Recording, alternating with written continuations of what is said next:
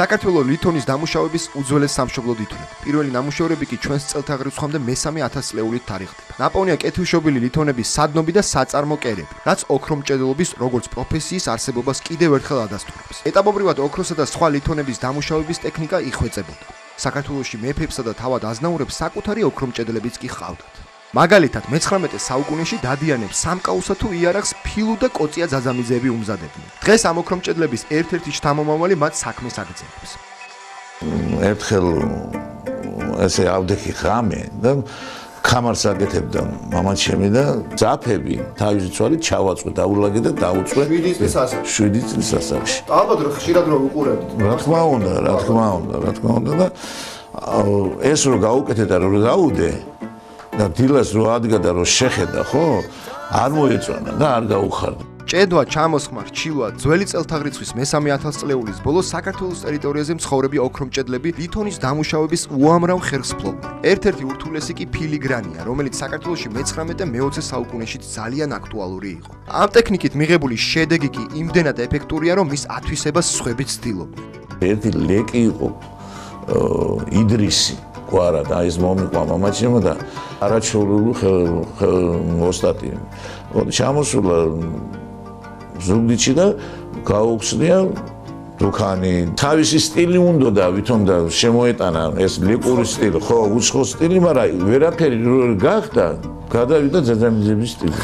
სამკაული ერთადერთი არ არის, რაც ქართული ოქრომჭედლობის ისტორიას ინახავს. კეთილშობილი ლითონით მოჭედილი ყანწი თავად აზნაურებისათვის სასურველი და საპატიო საჩუქარი იყო. ჯიხვის, ხარის ან კამეჩის რქას გასუფთავების შემდეგ ზედაპირს ოქრო ვერცხლით უჭედავდნენ და ქორწილში ან ათლობაში საჩუქრად მიჰქონდათ. ბერმა ეს ტრადიცია დღემდე შეინარჩუნა. ყანწი თითქმის ოჯახში ვიღაცის სახელზე კეთდებოდა. აი ხლა მე მაგალითად ეს ყანწი გაკეთებული რაღაცა ინიციალები. აი ხლა ჩემი შვილიშვილის ინიციალები მაგ გაკეთებული მან. ნიკვაშვილი თორ ნიკერ. სიმდიდრესა და სოციალურ სტატუსს ქართველები ხანჯალზე შესრულებული ორნამენტებითაც გამოხატავდნენ.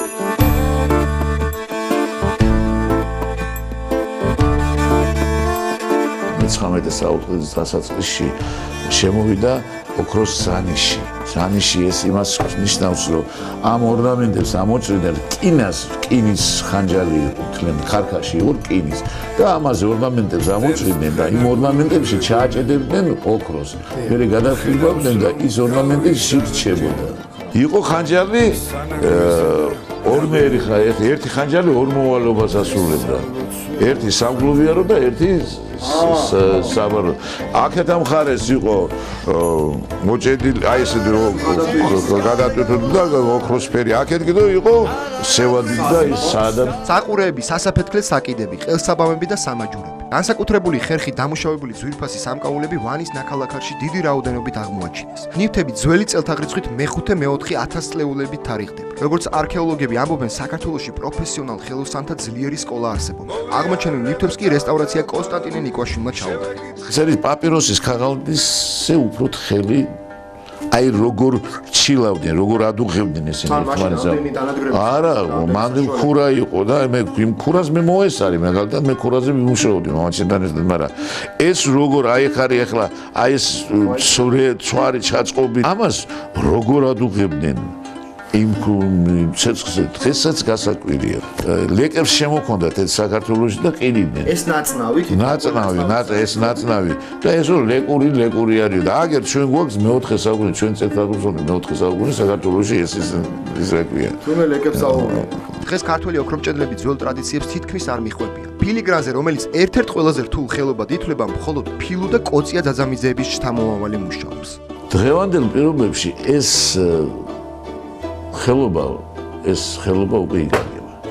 ერთადერთი შთამომავალი მე ვარ ძაძამიძეების, რომელიც ამ ფილიგრანში და ამ სტილში ვინც მუშაობს. ეს ძაფები აი ხელით არის სულ დამზადებული. სპეციალური პენცეტია და აი ესე უყურეთ, აი ეს იგრიხება ეს თავი. მაგრამ ეს ახლა სამჯერ მსხვილია ამასთან შედარებით. ეს სათითაოდ აი ესე ეწყობა ერთმანეთს მიდის. ძალიან დიდი თუ არ აქვს. რა თქმა უნდა, ამას 6 თვე ვაწყობდი ამას.